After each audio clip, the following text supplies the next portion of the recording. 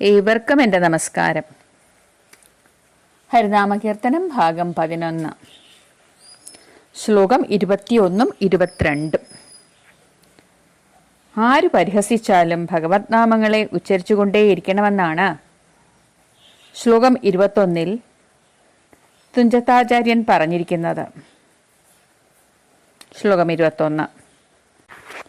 നിർഘോഷനെന്നു ചിലർ ഭാഷിക്കിലും ചിലർ കളിപ്പാപിയെന്നു പറയുന്നാകിലും മനസ്സി ആവോ നമുക്കു തിരിയായെന്നുറച്ചു തിരുനാമങ്ങൾ ചൊൽക ഹരിനാരായണായ നമാം. ഇർഘോഷൻ എന്നാൽ വലിയ മഠയൻ എന്നാണ് ഒരർത്ഥം. ഇവനൊരു വിടുഭാഷ പറയുന്നവനാണ് എന്ന് പരിഹസിക്കുന്ന ആൾക്കാരുണ്ടാകാം. അത് കേൾക്കുമ്പോൾ നമ്മളെപ്പോലുള്ള സാധാരണക്കാരുടെ മനസ്സ് തളർന്നു പോകും. പക്ഷേ ഒരിക്കലും മനസ്സ് പതറാതെ ഉച്ചത്തിൽ നാമം ജപിച്ചുകൊണ്ടേയിരിക്കുക. ലൗകിക ജീവിതത്തിൽ എന്തു ചെയ്താലും നല്ലതെന്നും മോശമെന്നും പറയാൻ ധാരാളം ആൾക്കാരുണ്ടാകും. നമ്മെ വിലയിരുത്തേണ്ടത് ഭഗവാനാണ്. ഈശ്വര സാക്ഷാത്കാരമാണ് നമ്മുടെ ലക്ഷ്യം. നമ്മുടെ ലക്ഷ്യത്തിൽ ഉറച്ച് ചിത്തശുദ്ധി വരുത്തി മുന്നോട്ട് പോവുക തന്നെ വേണം. മറ്റുള്ളവർ നിന്ദിച്ചാലും സ്തുതിച്ചാലും അത് രണ്ടും ഒരുപോലെ കണ്ട് മുന്നോട്ട് പോകാൻ ഗതിവരുത്തേണേ ഭഗവാനെ എന്നാണ് ഈ ശ്ലോകത്തിൽ എഴുത്തച്ഛൻ പറഞ്ഞിരിക്കുന്നത്. ശ്ലോകം 22. ഭഗവത് നാമ ജപത്തിന് പൊരുത്തങ്ങൾ ഒന്നും തന്നെ ആവശ്യമില്ല എന്നാണ് അദ്ദേഹം പറയുന്നത്. ശ്ലോകം.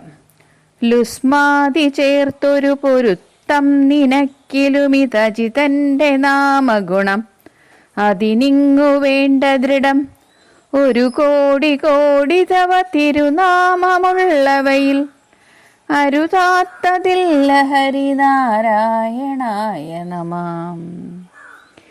ഇതിൽ ആദ്യാക്ഷരം തുടങ്ങുന്നത് ഇന്ന് പ്രചാരത്തിലില്ലാത്ത ഒരു മലയാള അക്ഷരം കൊണ്ടാണ്. ല എന്നാൽ അത് ഉച്ചരിക്കേണ്ടത് ല എന്നല്ല താനും. ഇപ്പം ലുത്ഥമാധി എന്ന രീതിയിലൊക്കെയാണ് പല പുസ്തകങ്ങളിലും കിടക്കുന്നത്. ലുത്ഥമാധി എന്ന് പ്രൊനൗൺസ് ചെയ്യണം എന്നാണ് ചില പുസ്തകങ്ങളിൽ കിടക്കുന്നത്. എന്നാലും വായിച്ചു കേട്ടിരിക്കുന്നത് ഇങ്ങനെ തന്നെയാണ്. ലുസ്മാതി ചേർത്തൊരു പൊരുത്തം നിനക്കിലും എന്ന് തന്നെയാണ്. മന്ത്രം ഗ്രഹിക്കാനായി പൊരുത്തം നോക്കാറുണ്ടത്രേ. പക്ഷേ എഴുത്തച്ഛൻ പറയുന്നു അതിൻ്റെ ഒന്നും ഒരാവശ്യവുമില്ല.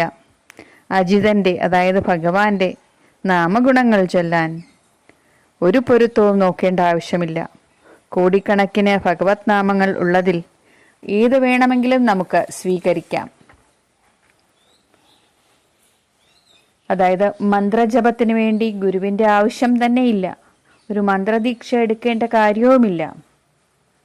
അവനവന് വേണ്ടുന്ന മന്ത്രം അവനവന് വഴങ്ങുന്ന രീതിയിൽ അവനവന് കഴിയുന്നത്ര പരമാവധി ആത്മാർത്ഥത പുലർത്തിക്കൊണ്ട് ചൊല്ലാൻ കഴിയുമെങ്കിൽ അത് നമുക്ക് സ്വീകരിക്കാം എന്നാണ് ഈ ശ്ലോകത്തിൽ എഴുത്തച്ഛൻ പറഞ്ഞിരിക്കുന്നത്.